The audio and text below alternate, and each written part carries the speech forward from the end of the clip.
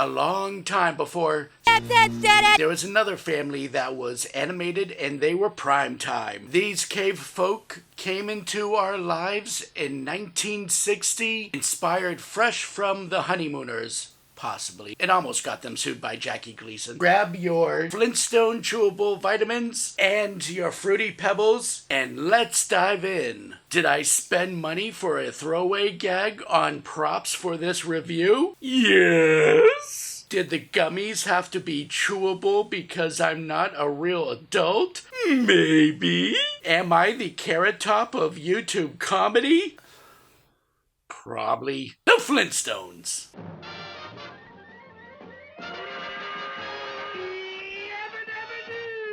Hi, I'm Anthonix Maximus, bitching to you about movies because it's laundry day and all I have is this house moo-moo. Today we're going to be talking about one of my childhood films growing up. It is a 1994 film adaptation of The Flintstones, based off the cartoon series, The Flintstones. The series features Fred, his wife Wilma, his best friend Barney, and his wife Betty. Not at all like Ralph Cramden, Alice Cramden, Ed Norton, and Trixie Norton. They're their own characters, as far as Hanna-Barbera is concerned anyways. And yeah, Jackie Gleason did try to sue the show, but of course Jackie Gleason changed his mind when his lawyer reminded him, do you want to be the guy who killed the Flintstones? So basically the Flintstones first aired September 30th, 1960. It was primetime television, long after children went to bed. And of course it was primetime television because, well, let's just say their main sponsor was Salem Cigarettes. Not a joke. It's a thing. But they went on for 6 seasons. Originally, the Flintstones were to be called the Flagstones, but quite possibly the idea was changed because they didn't want to be confused with the Flagstins from the High and Lows comics. They were just your typical antics of Fred and Barney trying to go into a scheme while Wilma and Betty just dealt with it. But come season 3, they decided it was time for them to expand the Flintstone family and bring in Pebbles. Afterwards, they decided to bring in Bam Bam. After the series canceled in 1966, they did continue to make a theatrical animated film called The Man Called Flintstone. It was pretty much a parody of James Bond with Fred Flintstone. During the 1970s and the 1980s, we had other variations of the Flintstones, one including the Pebbles and Bam Bam show, where they are teenagers, and Pebbles is voiced by Sally Struthers, of all people, but alright. And throughout the decades, there were other variations, as I said, including a cartoon series where it combined an hour of Fred and Barney with The Thing. Hanna-Barbera realized that kids and adults alike can enjoy the show, so believe me when I say the Flintstones were milked for everything, including a TV movie of the Jetsons meet the Flintstones. But finally, we got a live-action Flintstones movie. Still waiting on the Jetsons live-action movie, just so I can have them cross over. The film had been in pre-production since the late 80s. Rick Moranis was the first to be on board with this film. He, of course, would become a Barney Rubble. Other choices for casting this film were quite interesting. John Candy, Jim Belushi, Bill Murray, Dan Aykroyd, and even Chevy Chase were all looked at for Fred Flintstone. I swear, in the 80s, it was always those handful of guys that were looked at for everything. But producers figured that they were either too skinny or too fat. Sorry, John Candy. But they did have John Goodman in mind. And sadly, John Goodman believes he was sandbagged into this role. He was pretty much pressured into it. He was still part of Roseanne, so between that and being Fred Flintstone, he didn't want to be typecasted, but they also kind of gave him the impression that had he not signed on, there was going to be no Flintstones movie. The role of Wilma was going to be either Gina Davis or Catherine O'Hara. That would have been interesting to see. But they ended up going with Elizabeth Perkins. And this was long before her part in Weeds. And this was right after her moment of intercourse with a 13-year-old trapped inside a Tom Hanks body. And as many people might have known, the reason why Rosie O'Donnell got to be Betty is because the laugh. I just can't accept that being the only reason, though. Like, if no one else could have done the laugh, they could have at least dubbed it or something, right? Whatever. So now let's go right into this film. And fair warning, you're gonna get a lot of rock puns. See, this is why it's difficult to make a cartoon into live action, because in a cartoon world, the Flintstones look like they're living in a world of fun, interacting with dinosaurs and just going day by day.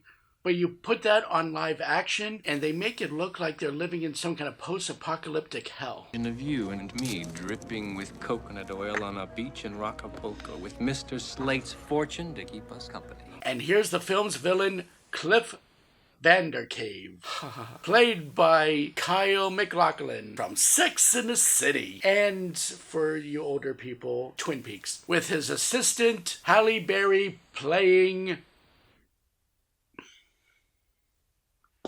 Sharon Stone. They wanted the real Sharon Stone, but she wasn't available, so Halle Berry is Sharon Stone. Because the writer saw an opportunity for a celebrity name that has something to do with rocks, and damn it, they're gonna keep it in a script. And somewhere down there is the ignorant stooge who will make all my schemes come true. So that's kind of them to lay out the plan right away within the first few minutes of the film. It's about embezzlement, and they're gonna find the guy to be the scapegoat. I wonder who it could be. Probably Captain Caveman.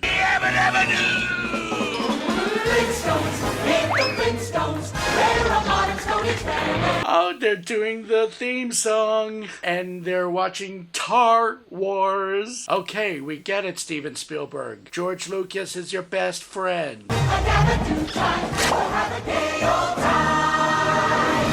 And what was that last part of the theme song? Alright, it was the times when they wrote this song, so let's just get this lyric joke out of the way. And let's just insert the gay joke here.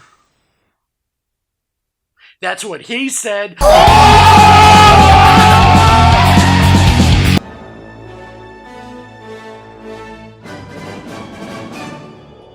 See, even the Universal logo had to do something clever and call itself Universal. And on your left, you'll be able to see the Grand Canyon in about 15 million years. It's not really an anachronism joke if you're just gonna be somehow having psychics predict the future. Like, it just doesn't work the same. Get it together! If that itch, you can do the twitch in bedrock. Twitch, twitch. Really? There's a song dedicated to that one town of Bedrock? I don't really have a joke for it, I just find it very weird, that's all. Hey, Charlie!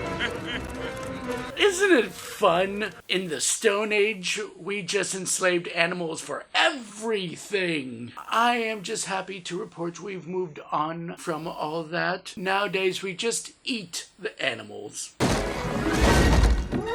Wilma, I'm home! It was an interesting CGI, you see. Steven Spielberg was still kind of holding on to that extra dinosaur money for Jurassic Park. But Dino is the one character that's still voiced by the same character from the cartoon show, Mel Blanc. Unfortunately, the guy died years before this movie, so really it's just a recording of him. But Mel Blanc. Comfortable, Fred. On my way. If you have a foot fetish, there you go. Our garbage disposal's been acting up a lot lately, so I decided that it was time to buy a new one. But when I went to take money out of our savings account... Uh-oh. Wilma has discovered something's different about their savings. Wilma, without that money, they wouldn't be allowed to adopt a baby. And it turns out that he shared that savings money with a rebel so they can adopt Bam Bam. Is the sweetest, most generous thing I ever heard. So, yeah, that was a conflict in a film, and it got resolved. That's it. All right, all together, folks. See how cars work? They put their feet to the ground and they roll with it. Even though sometimes in the cartoons you don't see them using the feet at all. Also, you know, if you're gonna go through all that, just walk. I know we're trying to fulfill some kind of wonderment, but just freaking walk. And here we learn how the rebels adopt Bam Bam. Unlike in the cartoon show where Bam Bam was simply a baby left on the porch. I will say, to the credit of the cartoon show, it was actually the first series to ever address any kind of adoption rather than natural birth.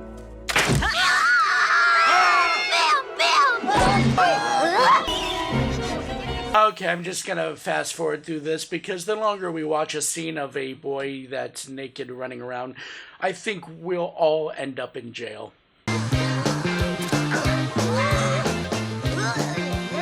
Oh, Ricky Moranis, you got yourself a montage. Let's see, so far in your life, you've taken on a man-eating plant, you've taken on ghosts, you've taken on the Schwartz, and you've also shrunk your kids. And now you're raising a cave boy. And because it's the Flintstones, we gotta have a bowling scene. We need a strike to win.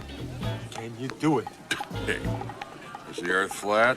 Oh, I see Reddit did exist back in the Stone Age.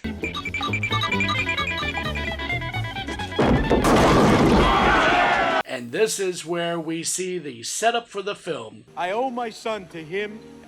I'll pay him back someday, somehow.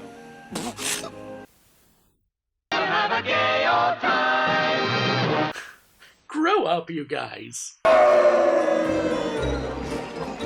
Ooh, look at the size of that beer. Now I see what convinced John Goodman to be in this film. Or we could just pretend this is a prequel to Strange Brew. But somebody has to be here looking after my daughter and grandchild while you're out carousing with a bunch of Neanderthals. And we have Elizabeth Taylor as Wilma's mom, getting in an argument with Fred. Also like the Honeymooners, where Alice's mom got in arguments with Ralph. But I swear it's not a ripoff of the Honeymooners. I got half of mine. Don't flatter yourself. I've got my hands full just being ashamed of him. You got your hands full when you scratch your neck. You know what? I could watch a whole movie of these two going at it. And when I think of all the sacrifices your father made for you, lambs, oxen, your brother Jerry. This is a dark movie. This job sucks. You know, in the cartoons, it was usually, it's a living. Here, they just kind of get to the point. Oh, did you find out why all the guys in Pit 6 are losing their hair? Yes, and we are currently in the process of refuting the results of that investigation. See, these are the kind of jokes as a kid I would not have understood. That's grown-up stuff. But here the evil Cliff Vandercave is setting up a scheme to test one of his employees to promote One of you the opportunity to crawl out of the primordial ooze and be somebody. See, Cliff Vandercave is setting up a plot to find his next scapegoat. An executive. This is my chance to be somebody. Okay, these little fantasy images are cute and all, but it's gotta be kind of weird, right? John, we need you to come in and film you dressing up in a top hat, carrying 2 bags, and winking to the side. Now, why would I do that? I'm busy filming Roseanne. Yeah, I know, but can you just stop over at the Universal lot? Or should I say Universal? Oh, don't mess with me. Fine, I'll get there. If Fred scores the highest on that test, you'll be able to hire someone to do your laundry for you. If Fred scores the highest on that test, I'll have to hire someone to revive me. Yes, Wilma does sound a bit loathsome, but her and Fred stayed together because the sex is fantastic. Hey, Fred. How'd you do? How'd I do? How'd I do? That's when he remembers the promise to help out his best friend by switching tests. Is Mr. Fred Flintstone.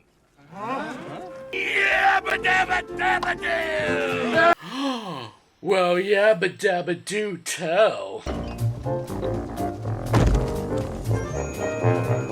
That's cute. They got the cartoon version of Fred Flintstone. But, I hate to be that guy, I really do, but look at the newspaper here. This is just bad formatting. You got the title, and you got one story on the side, another story kind of continuing on the other side, while Fred Flintstone's story is smacked right in the middle. Am I interrupting? Ooh, sexy Sparks. All because Halle Berry did identity theft on Sharon Stone. And that is why years later they would end up fighting each other. That is, of course, if you want me. That tie gag means he's erect. Sex. Are there 6 or 7 eyes in Flea? Who said that? And look, I was wrong. Mel Blanc wasn't the only original voice to be in this movie. Yes, his voice is in the movie, but it's a pre-recorded voice from before his death. But the one character to come back from the cartoon series is Harvey Korman as the voice of the Dictabird. Harvey Korman was the voice of Gazoo in the original cartoon. Yeah, I gave Harvey Korman a lot of shit in the Star Wars Holiday Special, but he's not so bad in this film. He can be funny in small doses. Don't believe me, just watch! We've got to make absolutely certain he'll do whatever we say. Why, his evil plan is a slam dunk. Look, they're doing a bunch of rock puns. I can do sport puns, alright? I want you to fire Bernard Rubble. Done! What? Fire Barney? Why? He scored the lowest on the management aptitude test. Oh, you just hate to see that. Cliché plot to make a friend go up against a friend. Aw, man, and Barney surprised him with a toga party. Congratulations, big guy. You're fired. Fired? Up, and now it's revealed that Fred had to fire Barney. Everyone's shocked, even the record player for some reason. Don't worry about me, Fred. I've been working in that quarry since it was only 8 feet deep. Oh, You got the lowest score, pal. see, he discovered his mistake by switching tests. Not only he could have gotten the job, but Barney got himself fired. Let that be a lesson, kids. Don't ever do anything selfless again. If someone does something nice for you, like give you money so you can adopt a kid, just keep the money. Don't even repay your friend. Screw them! Because if you do anything nice, it's gonna bite you in the ass. Okay, Steven Spielberg, we get it. You made Jurassic Park. Quit rubbing your film into our face, even though you produced this film. Get it? Rock Donald's? Because it sounds like another famous franchise, McDowell's. Your husband's a big executive. You can afford it. Charge it! You're horrible women. Oh my god, it's Mr. Slate, played by the captain from Law & Order SVU. This film isn't gonna turn out to be so happy, is it? Sorry I'm late. Had car trouble. Picked up a nail. And thus the creative juices of Quentin Tarantino were born. Yeah, I know the film dresses this up as Cliff is the bad guy for trying to lay off workers and make affordable housing, but I also kind of think of it on this end. It's affordable housing, and the workers won't have to do slave labor. I mean, yeah, they'll be out of the job, but they can always find different work. They don't have to be industrial slaves anymore. But, you know, whatever. We gotta keep people pushing boulders, I guess. Sincerely yours, Frederick J. Flintstone. Should I make that flagstone so we'll know it's from? You see what they did? He suggested Flagstone because people call him Flagstone because that was the original name. Fun. We're having fun. Now you think this misunderstanding is going to be a major plot point in this film.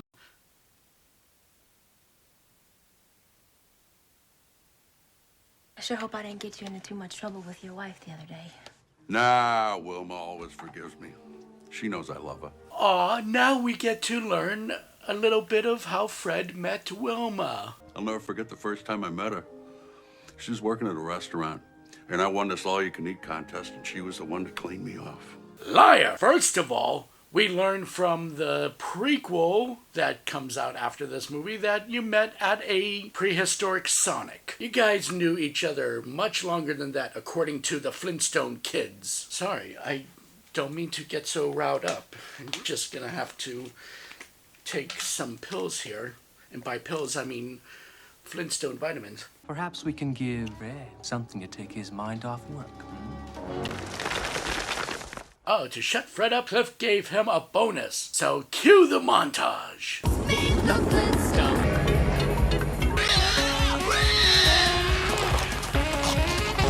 Throughout this whole film, you have the BC-52s performing. And not once did they sing Bedrock Lobster. Total golden opportunity, and you let it slip through your Love Shack fingers. Table 7, Sonny. Now is the beginning of the Part A section of the third act breakup. Following the unexpected layoff of virtually the entire labor force by VP Fred Flintstone. Barney just found out that everyone's getting laid off. Oh, I don't really understand technology in the Flintstones. How is it that everything is geared by animals and people and all kinds of pulleys, but electricity still exists to operate television? Fred learns the truth that Barney switch tests. That is why Fred is successful. Now let's watch some gaslighting and bitchiness. We took you into our home. Oh, yeah, so you could show off every chance you got. Well, gee, you don't see him doing that to Ed O'Neill in Little Giants. Should have reviewed that one for the Super Bowl. But the Patriots weren't playing, so who cares? And now that the rebels are moved out, we begin Part B of our third act breakup. Who needs the rebels? I do. Not the TV. I don't. She just destroyed the television. Screw the third act breakup. Divorce her. But I've graciously decided to give you all the credit, since it's your name on the requisitions. You better run while you still have a chance. And now with Cliff's evil plan revealed to Fred, he is on the run. Classic reenactment moment hosted by Jay Leno. Wonder if he kicked Conan off of that project too. I'm embezzling. I'm shocked. Oh, and by the way, what they don't really give you a good look at is the guy in the reenactment playing Cliff is actually Sam Raimi. You one of those guys that was laid off up there at the stone quarry? Yeah, I used to work there. And amongst all the employees of the quarry is Jonathan Winters. Random cameos in this film. Oh, and Fred's former garbage disposal just outed him. See? Anytime a creature is made from the Jim Henson workshop and is voiced by Frank Welker, you're asking for trouble. Oh, Cliff? How come there's only one ticket to Acapulco? I mean, to be fair, why do you need a plane ticket? Control the weather. Just fly alongside Cliff. Okay, that just sounded like I was telling her to jump off a cliff. You hear everything that goes on in this office. You are the only one who can help clear my husband. Oh, Harvey Korman, they're trying to take you so you can help Fred. I'm trying to be nice to you, considering that you're trying to make moves on B. Arthur with your anus head, but you're not helping yourself out. And as they're about to lynch Fred, listen real closely to Barney's snow cone truck. Anybody want a snow cone? Does that beat sound familiar? It should. It's the Jetsons theme song. Saw a crowd, I figured I'd sell a few snow cones. You mean you haven't forgiven me yet? Nope.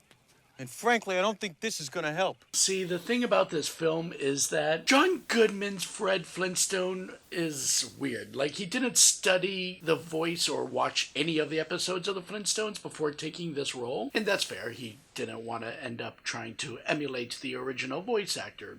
That makes sense to me. But you could kind of tell throughout this film, John Goodman just really didn't want to be there. And that's fair. You know, in all his efforts of not wanting to be in the film, he still delivers the best lines that he could. And he does show some emotion in his performance. But yeah, I'm gonna level with you right now. Hot take. I actually kind of like Mark Addy's Fred Flintstone a bit better. It's not the lack of effort, it's just I could tell that John Goodman wasn't trying to be Fred. Best friend a guy ever had, and that makes you a winner in my book, pal. Me,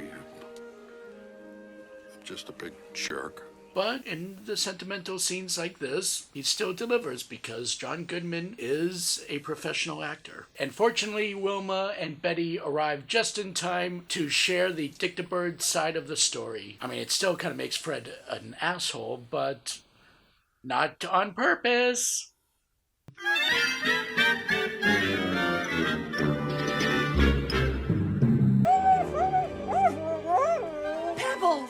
oh no, Wilma's mother is tied up. And that is the last performance we see of Elizabeth Taylor ever on the big screen. It's true, she actually came out of retirement to do this film. What enticed her to be in the film? Well, she was promised that all the proceeds from the premiere would actually go to the AIDS research. So, that's nice. And now the climatic standoff as Cliff has kidnapped Pebbles and Bam Bam, a ransom in exchange for the Dictabird. I should have signed with Disney. They never would have allowed this sort of thing to happen. I don't know. I feel like if you signed with Disney, not only one of your parents would be dead, but they would be forcing you to do all kinds of Disney Channel tie-ins as well.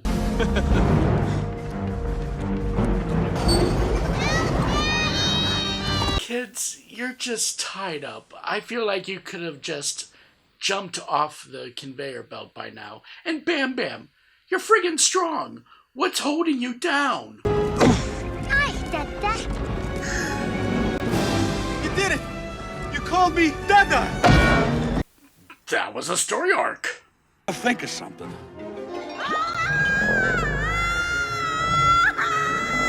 Oh wait, never mind. The last moments of Elizabeth Taylor on screen is her being eaten by a dinosaur. Hey, remember that tiny little incidental scene in the movie? It pays off here.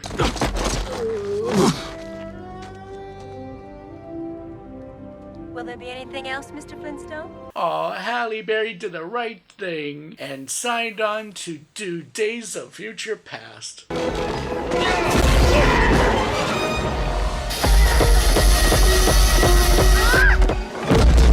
Yabba-dabba-doo! Fred did the thing with a catapult, the kids got saved.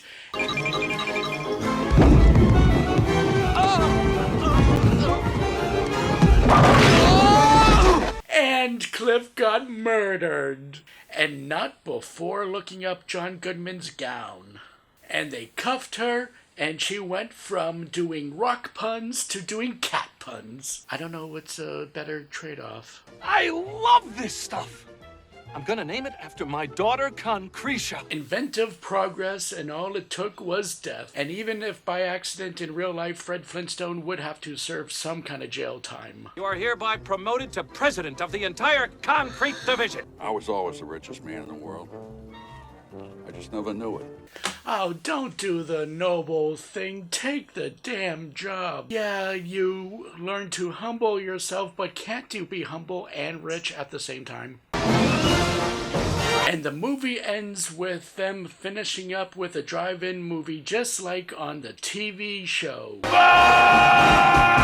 Which kind of begs the question though. Like, since everything did happen in film and Cliff was around in the beginning of the film before they entered the drive-in, this is a little bit of an inception now. Does that mean by this logic Cliff is still alive and just still in charge of the company? Gotham must know! But it won't matter. There's not going to be a direct sequel. There'll be a prequel. And it'll be far worse. So yeah, ultimately the film made more than its money back. It was a success for its time. But as for me as a kid, I liked the film just fine. It exists. It's fine. I don't overly like it, but it's fine. For example, it's playing on TV while a friend is watching it. Yeah, I'll sit down and I'll watch it too. But that's the kind of reaction I can give this film. Not only the Flintstones keep continuing, but they also have interesting storylines. There's a DC Comics series of the Flintstones where it gets a bit topical, and it also makes Fred a bit of a hero. So anyways, I'm Anthonix Maximus, so please be an Anthonix Maxiteer by liking and subscribing, leave a comment, ring the bell for notification, and if you'll excuse me, I have to actually protect this cereal from that son of a bitch Barney. Come and get my cereal, Barney!